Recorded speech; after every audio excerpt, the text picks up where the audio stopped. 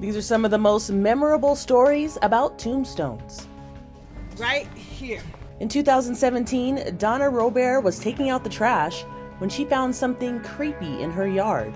I'm like, that looks like a tombstone. She checked the security cameras to see who left it, but eerily, nothing was out of the ordinary. So she called the police. I said, look, you guys, this might be weird, but I'm kind of freaked out because there's a tombstone on my yard. The stone was shiny and I could see the word Timothy. I didn't look anymore. Police released a photo of the tombstone, but the story gets even stranger because police say the local cemeteries weren't missing any tombstones. After it was gone, Donna was relieved. I'm glad it's not there anymore. I'm glad there's no holes dug to say as a burial or something like that.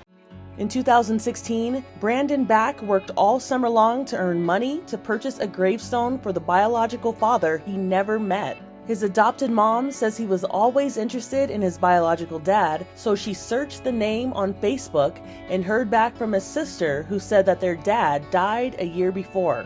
It just really bothered him that somebody, especially his father, was buried and he didn't have any marker, any way for anybody to know who he was.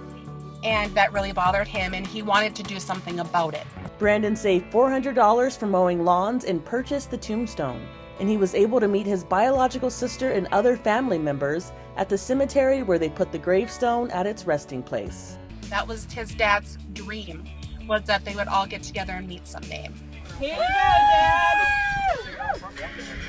In 2019, one hockey legend made sure his deceased brother got in on the Stanley Cup festivities.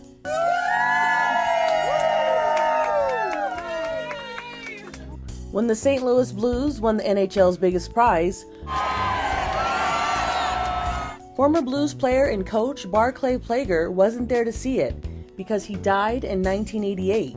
Barclay's brother Bobby Plager wasn't going to let Barclay's passing keep him from the fun. Here you go, Dad! Bobby and loved ones took the hockey trophy to the St. Louis Cemetery where Barclay rests. Once there, they poured one out for Barclay in a fitting tribute. Tony Walker hangs out in cemeteries, but he isn't visiting his loved ones or attending funerals. And give you some tips and tricks that you can help maintain our cemeteries and help keep the memory of your loved one alive. Tony started cleaning up cemeteries after becoming interested in uncovering his family tree.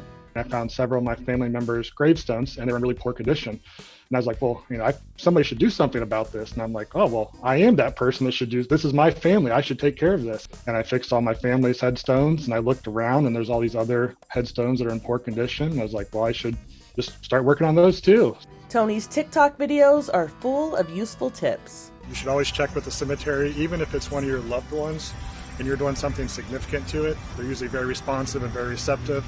In June of 2022, this was the eyebrow-raising tombstone for Stephen Owens from Iowa. Forever in our hearts, until we meet again, cherished memories known as our son, brother, father, papa, uncle, friend, and cousin. The first letter of each phrase on the stone ends up spelling out F off. Owens' family says he often said it in jest. It was definitely his term of endearment. If he didn't like you, he didn't speak to you.